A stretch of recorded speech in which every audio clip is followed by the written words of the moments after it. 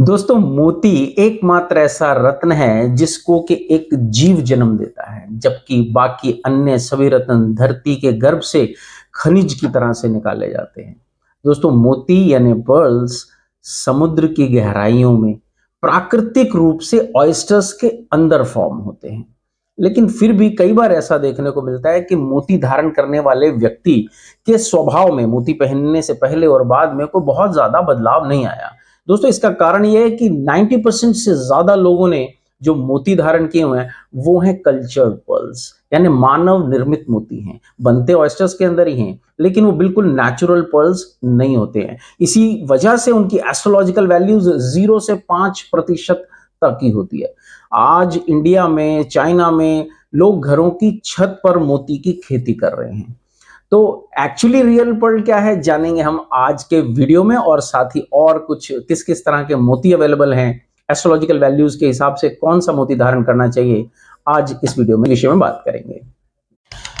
दोस्तों, ये तो हम सभी को मालूम है कि मोती ऑयस्टर्स के अंदर बनते हैं, लेकिन ये ऑयस्टर्स में मोती बनते कैसे, इनका फॉर्मेशन का प्रोसेस क्या है। दोस्तों, सीप के अंदर एक जीव होता है जिसको घोंगा कहते हैं हम, और जब भी समुद्र की तलहटी में कोई भी सीप के अंदर कोई फॉरेन पार्टिकल, कोई छोटा जीव या कोई डस्ट पार्टिकल कुछ भी सीप के अंदर चले जाता है, तो वह जीव इरिटेट होता है और अपने बचाव में वह उस चीज के ऊपर कैल्शियम कार्बोनेट और प्रोटीन की एक लेयर छोड़ देता है, और यहां से प्रक्रिया शुरू होती है मोती के बनने की। ये सालों लंबा प्रोसेस होता है। एक मोती को बनने के अंदर 5 से लेकर के 30-40 साल का समय भी लग सकता है।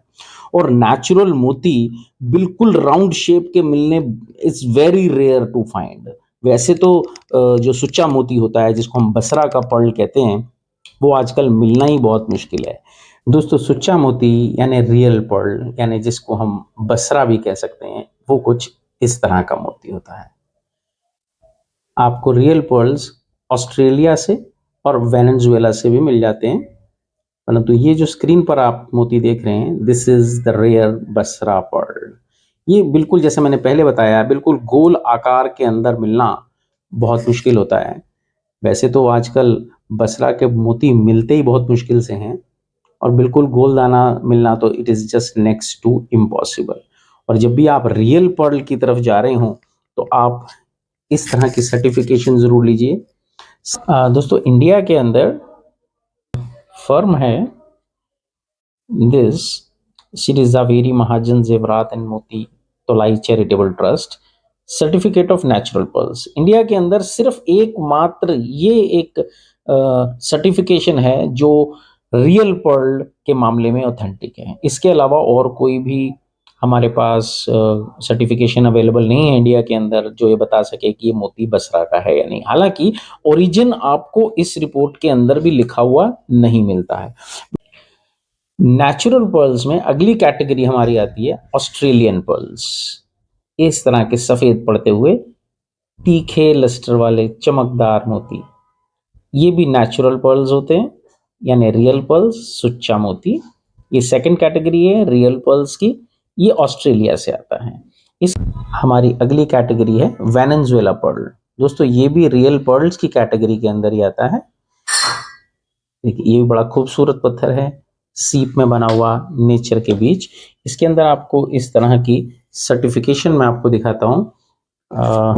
ये देखें, ये इसकी सर्टिफिकेशन है। इसके अंदर सॉल्ट वाटर पर्ल। तो दोस्तों, हमने आज नेचुरल पर्ल की 3 कैटेगरीज देखी। See, this is number 1 which is called Basra, this is number 2, this is Australian pearl, this is also a natural pearl. उसके बाद ये तीसरी कैटेगरी आती है इसकी वेनेजुएला पर्ल। ये तीनों नेचुरल पर्ल की कैटेगरी के अंदर आते हैं। दोस्तों, इसके बाद की हमारी अगली कैटेगरी है साउथ सी पर्ल। ये भी समुद्र के अंदर ही बनते हैं, ऑयस्टर्स के अंदर ही बनते हैं। चाइना और जापान के बीच का सी और ऑस्ट्रेलिया का नॉर्थ वेस्ट कोस्ट, वहां से आते हैं ये South Sea pearls. Round in nature, इसके अंदर आपको बिल्कुल राउंड मोती मिल जाएंगे। इनका भी लस्टर बहुत खूबसूरत होता है। बहुत सुंदर लस्टर होता है। और ये कई डिफरेंट कलर्स के अंदर भी आपको मिल जाएगा। ये व्हाइट पे मिलेगा, जैसे ये पीस मैं आपको दिखा रहा हूँ, दिस इज गोल्डन। ये थोड़ा सा रेयर होता है, मुश्किल से मिलता है। इस तरह के गोल्डन पीसेस आपको मिल जाएंगे। ये साउथ सी पर्ल्स होते हैं, बड़े खूबसूरत से पीस होते हैं ये। और कई बार इन पीसेस के अंदर थोड़े से आपको कुछ निशान भी मिलेंगे, जैसे ये पीस मैंने आपको दिखाया, इसके अंदर थोड़े से कुछ निशान भी मिलेंगे, बिकॉज ये नेचुरल है। पर्ल्स के अंदर आप बिल्कुल एकदम गोल या एकदम साफ पीस ना समझें कि आपको हमेशा मिलेगा।